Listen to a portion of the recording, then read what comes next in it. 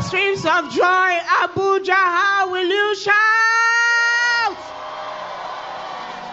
Good morning, Papa. Good morning, church. My name is Judith. I've come to this altar of fire to testify.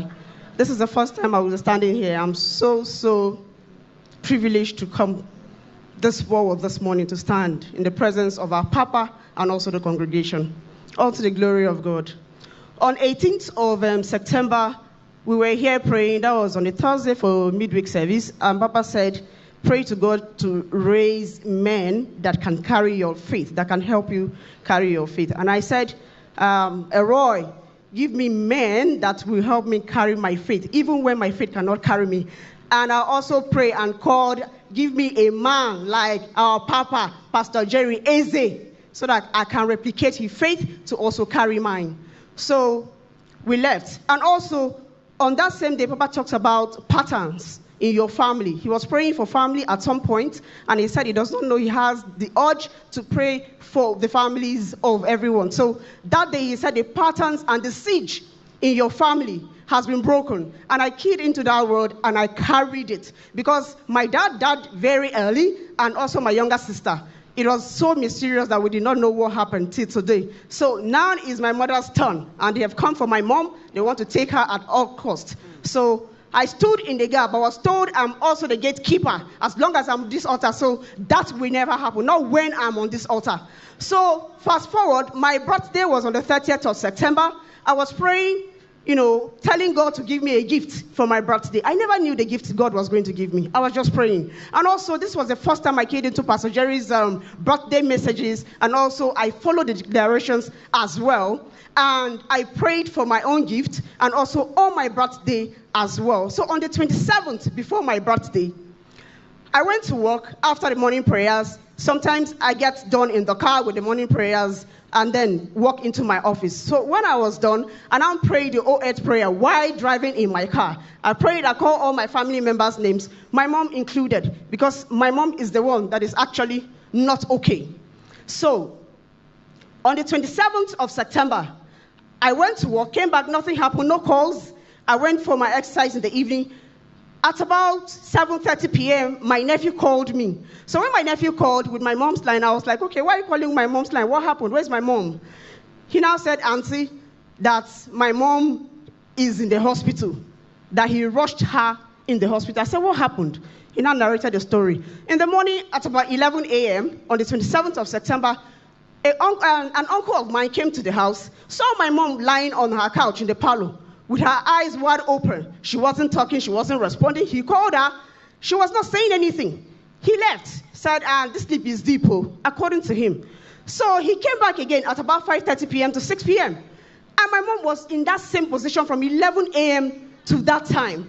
And nothing, nobody has checked on her or to carry her to the hospital, nothing. So luckily enough, my young nephew came back, and then he saw my mom in that situation, never seen her like that. So he was crying, and then looked for some people, and they helped him, carried my mom to the hospital. So when they got to the hospital, they called me around that 7:30 p.m. That was the time they got to the hospital.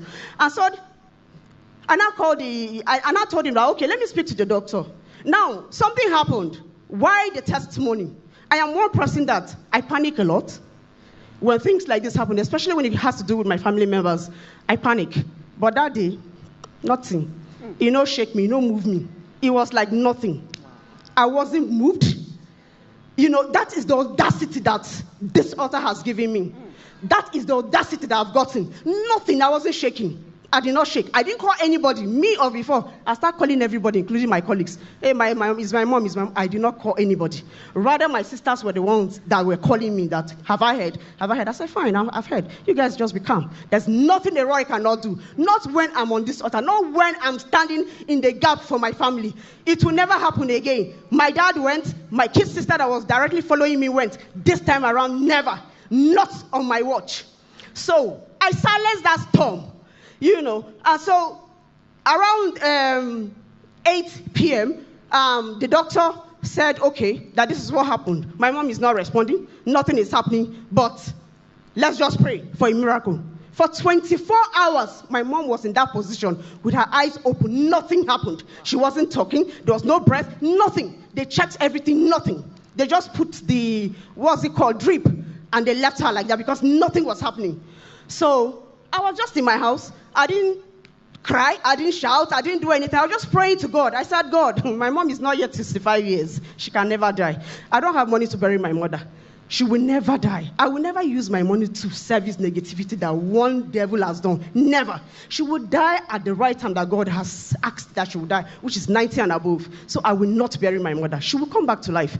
So I was on watch, praying, and then thanking God as well. That was the first time I danced my dance, you know. And around 1 a.m., my nephew's wife now called me that my mom has come back. Wow. I said, Roy, I trusted you before because I know you were going to do it. So I was never scared.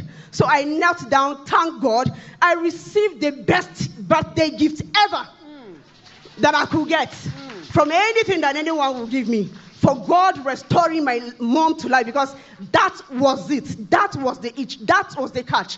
God gave me that wonderful birthday gift on my birthday. 27th to 30th of September was just 3 days. And I received my gift of restoring my mom to life. What else will I ask of?